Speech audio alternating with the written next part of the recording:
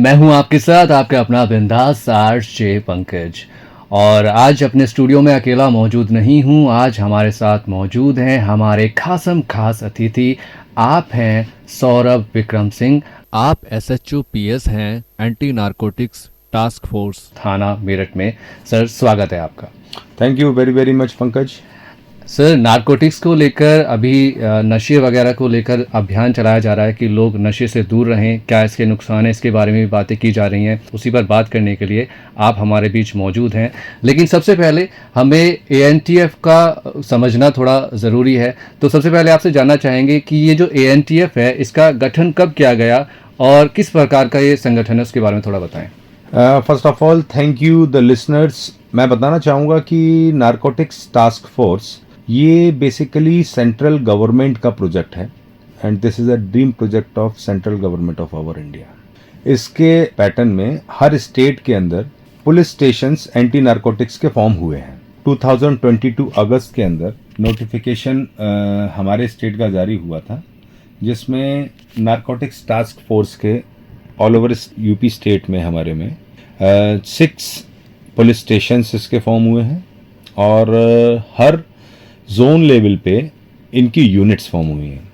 और हमारे police station का और इस ऑर्गेनाइजेशन का बेसिक वर्क जो नारकोटिक्स एक्टिविटीज़ हैं, नारकोटिक सब्सटेंसेस, इलिसिट ट्रांसपोर्टेशंस, उन चीज़ों को रोकना, उनकी इन्वेस्टिगेशन करना और उनके फर्दर प्रोसीजर्स जो बिफोर कोर्ट हमारे चलते हैं, उन चीज़ों को कंप्लीट करना। ये बेसिक थीम है इन नटशेल जो मैंने आपको बताया जी। कि हमारा मेन फोकस, जो गवर्नमेंट का मेन फोकस है, वो सिर्फ और सिर्फ इलीगल ट्रांसपोर्टेशन सब्सटेंसेस और नशे को लेकर है। सर, एएनटीएफ के गठन की बात करें तो हमारी गवर्नमेंट को इसकी ज़रूरत क्यों महसूस हुई, या यूं कहें कि कब ज़्यादा महसूस हुई और लगा कि अब इस पर काम करना शुरू हमें करना चाहिए, बहुत ज़्यादा हो गया है।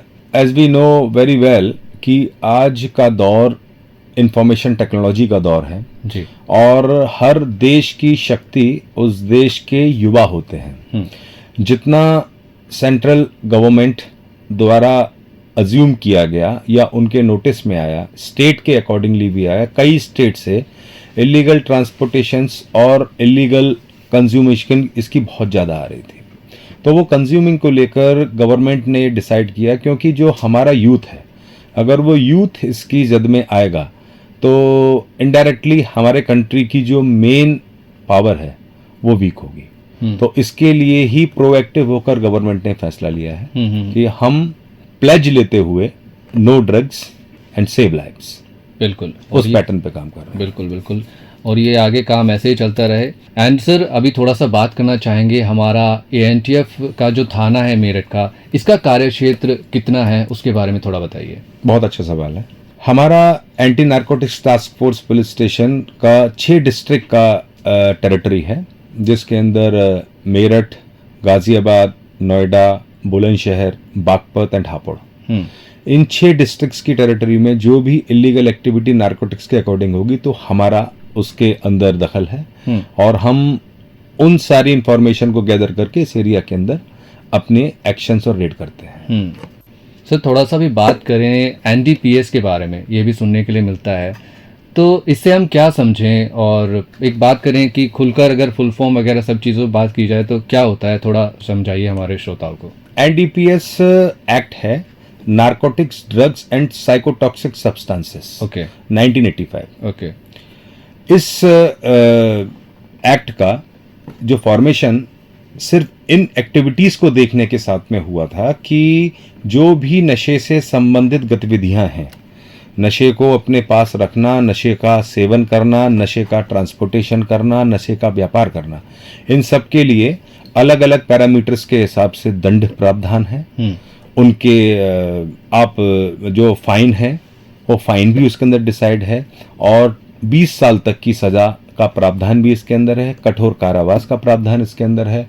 और इस एक्ट का जो मेन उद्देश्य सरकार का है वो सिर्फ लोगों के अंदर नशे का सेवन ना करने के लिए भय व्याप्त करने के कारण है।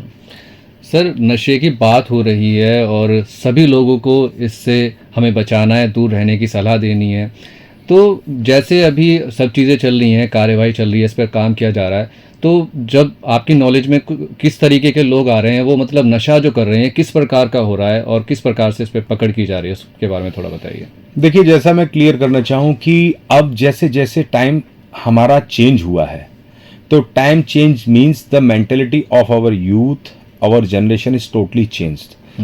Now we all are holding our world into our fist. हम अपने हाथ में अपनी दुनिया को लेके घूम रहे हैं। बिल्कुल। और उसके थ्रू अब हम जो पुराने ड्रग सब्सटेंसेस थे उनको और एडवांस करते हुए अब एडवांस ड्रग्स का चलन बढ़ गया है। जो ड्रग्स इतने खतरनाक हैं कि उससे आपके शरीर को इमीडिएट इफेक्ट पड़ना युक्त उसकी संभावना है कि आप अगर उसकी डोज एक्स्ट्रा ज्यादा लेते हो सकता है कि आपको साइलेंट अटैक भी पड़ जाए, आपकी जान भी जा सकती है। और अगर आप उसकी जद में आ गए, स्लोली आपका नर्वस सिस्टम पूरी तरह से कोलैप्स कर जाता है। तो उसको रोकने के लिए गवर्नमेंट द्वारा इसका प्रावधान किया गया है और वो एडवांस ड्रग कई फॉर्मेशंस के साथ के हैं। सर, एएनटीएफ थाना मेरठ के बारे में बात करें तो डे 1 से वो इस पर काम कर रहे हैं और पूरा लगन के साथ काम कर रहे हैं, सभी कुछ हो रहा है। कुछ ऐसे ऑपरेशंस जो हाल फिलहाल में किए गए हों, अगर आप उनके बारे में कुछ जिक्र करना चाहें, बताना चाहें। अभी रिसेंटली लास्ट मंथ हमारी टीम द्वारा एक मेजर रिकवरी अराउंड 17 कुंटल डोडा पोस्ट एक पाउडर होता है, 17 कुंटल की हमारे द्वारा रिकवरी की गई है। उससे लास्ट मंथ में हमारे द्वारा अराउंड मैरोवाना, जिसे हम गांजा बोलते हैं, वो भी अराउंड 3.5 कुंटल एक,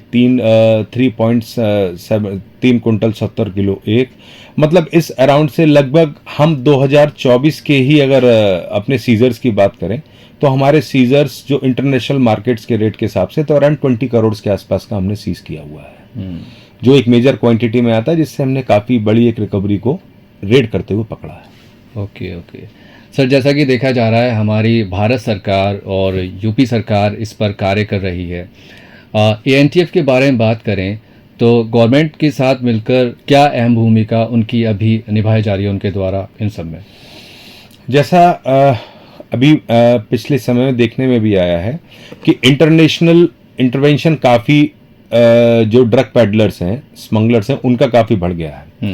तो उसको लेके ही इसका जो फॉर्मेशन किया गया और जितने उसके प्रावधान हैं उनके अंदर हम लोगों द्वारा काफ़ी स्ट्रिक्टली अप्लाई करने के लिए एम्फसाइज किया जा रहा है कि आप ऐसे कार्टल्स को इंटरवेन करने के हिसाब से यहाँ उनका दखल कम से कम हो पाए। तो इसके लिए गवर्नमेंट काफ़ी संजीदा है और वो हर स्थिति से चाहते हैं कि यदि कोई ऐसा व्यक्ति पकड़ा जाए तो उसको हम कठोर से कठोर सजा दिलाकर एक एग्जाम्पल सेट कर पाए, जिससे सोसाइटी के अंदर लोग अवेयर भी हों, इसका कंज्यूम भी कम करें और इसका व्यापार भी ना करें।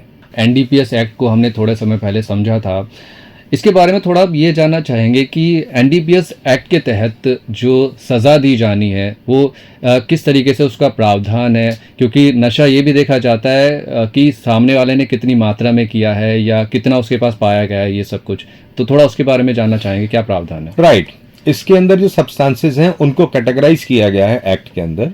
तो उसके अंदर हर सब्सटेंसेस, हर ड्रग की एक मात्रा कॉमर्शियल, नॉन कॉमर्शियल और उन दोनों के मिड सेगमेंट का एक प्रावधान है। सपोज कि एमडीएमए है, एक एडवांस ड्रग है, मेथाम्फेटामाइन जिसको बोला जाता है, उसकी कॉमर्शियल क्वांटिटी 10 ग्राम है और उसकी नॉन कॉमर्शियल क्वांटिटी 1 ग्राम है। जी सर। उसके बीच में अगर आपके पास वो किसी क्या नाम है व्यक्ति के पास वो पाया जाता है तो उसका प्रावधान उन दोनों के प्रावधान से बीच का है।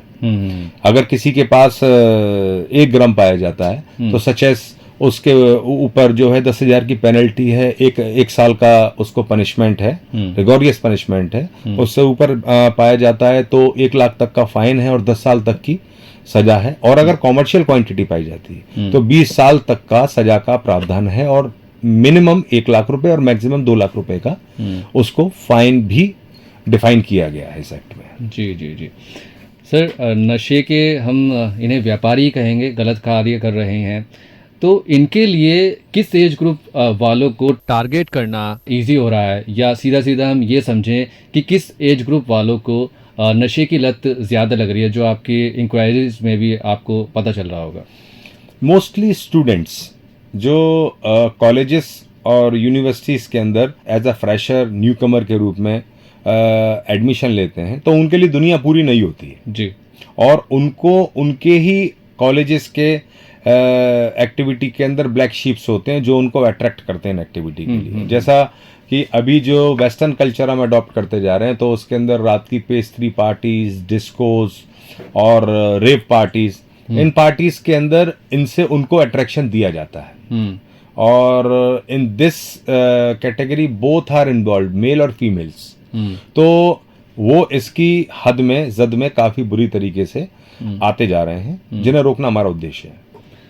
सर, क्या बताना चाहेंगे कि इन युवाओं में क्या अंडर 18 भी मिल रहे हैं? हाँ, डेफिनेटली डेफिनेटली इसके अंदर अंडर 18 भी इसके अंदर काफ़ी इन्वॉल्व हैं, जो इंटरमीडिएट पास करके आ रहे हैं या हाई स्कूल करके उन लोगों ने अपना हायर सेकेंडरी को क्या नाम है आगे जा रहे हैं, तो उनके स्कूल के अंदर भी हमारे द्वारा प्रावधान भी किया जाता है।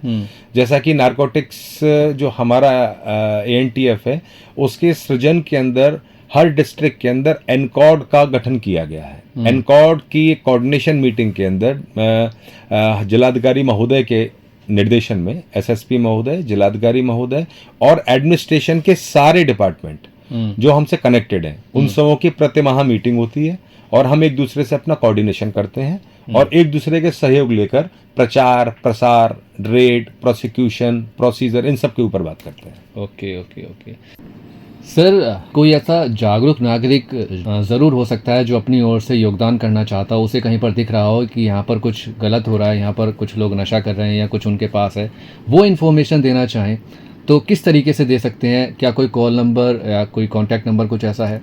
हमारा ऑफिशियल नंबर है, मैं चाहूँगा कि सारे लिसनर्स उस ऑफिशियल नंबर को नोट भी कर लेंगे और किसी प्रकार का कोई भी सूचना, किसी प्रकार का आदान प्रदान वो करना चाहेंगे तो उनकी वो सूचना गोपनीय रहेगी। मैं नंबर रिपीट करूँगा, 7839877283। मैं फिर रिपीट करता हूँ, 7839877283। ये हमारा ऑफिशियल नंबर है। कोई भी इस पर अपनी सूचना साझा कर सकता है, उसकी सूचना गोपनीय रखी जाएगी। तो सर ने एक नंबर आपके साथ साझा किया है जो है 7839877283। अगर आपको लगता है कहीं पर कुछ गलत हो रहा है, नशे संबंधी कार्य कुछ हो रहा है, तो आप अपनी सूचना इस नंबर पर दे सकते हैं। दोबारा नंबर बता देता हूँ, 7839877283। आपको मैं बता दूं, आपको घबराने की बिल्कुल ज़रूरत नहीं है। जिस वक्त आप इन्फॉर्मेशन दे रहे होंगे, आपकी जो पहचान है वो गोपनीय रखी जाएगी। सर, आपसे बातों के दरमियान ये तो हमें क्लियर हुआ कि जो इसको लोगों तक पहुंचा रहे हैं या जिनके पास क्वांटिटी ज़्यादा पाई जाती है, उनके लिए सज़ा का अच्छा खासा प्रावधान है।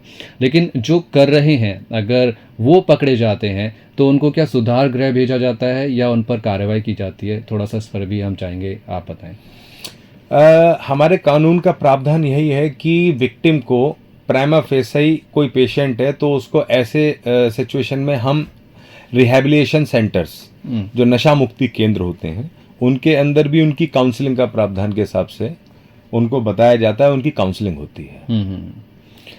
ओके सर, बहुत अच्छा लगा आज आप हमारे साथ जुड़े और जिन तक भी हमारा इंटरव्यू पहुंच रहा है उन्हें ये तो ज़रूर समझ में आ गया होगा कि नशा कितना बुरा है। सर, इतना कीमती समय देकर आज आप हमारे साथ जुड़े, एक संदेश आपसे ज़रूर लेना चाहेंगे हमारे प्यारे श्रोताओं के लिए।